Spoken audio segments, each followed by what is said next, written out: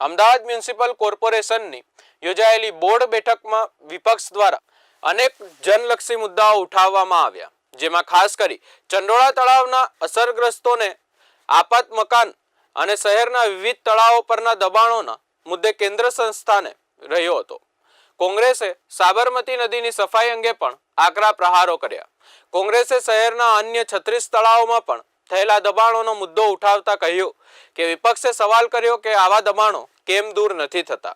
નિકોલ, સેજપુર, કાળીગામ તળાવ પર થયેલા દબાણો કેમ દૂર થતા નથી. સાબરમતી નદીની સફાઈના મામલે વિપક્ષે કહ્યું કે વાસણા બેરેજ સુધી જ માત્ર સાબરમતી નદીની સફાઈ થાય છે, પરંતુ શાસ્ત્રી બ્રિજથી નીકળતા કેમિકલવાળા પાણીની નદીની પણ સફાઈ થવી જોઈએ. ત્યારે સ્ટેન્ડિંગ કમિટી ચેરમેને જણાવ્યું કે ચંડોળા મકાન અંગેના ફોર્મની તારીખ લંબાવવામાં આવશે. આગામી સમયમાં તળાવોની જગ્યામાં એમ્યુઝમેન્ટ પાર્ક બનાવવાનું આયોજન પણ છે. ચંડોળા તળાવની અંદર હાલમાં દબાણો દૂર કરવામાં આવ્યા છે. ત્યાં આગળ રહેતા 2010 પહેલાના જે નગરજનો હોય તેને ઈડબ્લ્યુએસના ફોર્મ આપીને એ લોકોને મહાનગરની અંદર 8500 કરતા વધારે મકાન જે બની રહ્યા છે એની અંદર વાત કરીએ કે પુરાવા આવશે 2010 પહેલાના તે લોકોને એ આપવામાં આવશે.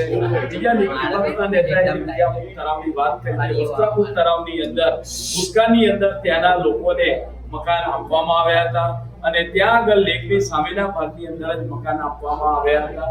આમ જ્યાં જરૂરિયાત જણાય, જ્યાં માંગણી આવતી હોય ત્યાં આગળ ચોક્કસ કાર્યવાહી કરવામાં આવતી હોય છે. કોંગ્રેસ દ્વારા હંમેશા આક્ષેપ કરવામાં આવતો હોય છે કે ત્યારે એના પુરાવા પણ ઘણીવાર આપવામાં આવતા હોતા નથી. પરંતુ જે વસ્ત્રાપુર તળાવની વાત કરી ત્યાંના તમામ લોકોને એ ઊંઘાની અંદર ઔડાની અંદર આવતું હતું, ઔડા લિમિટમાં હતું, ત્યાંના તમામ લોકોને મકાન આપવામાં આવ્યા છે. અને amusement park is the part of the lake હોય છે.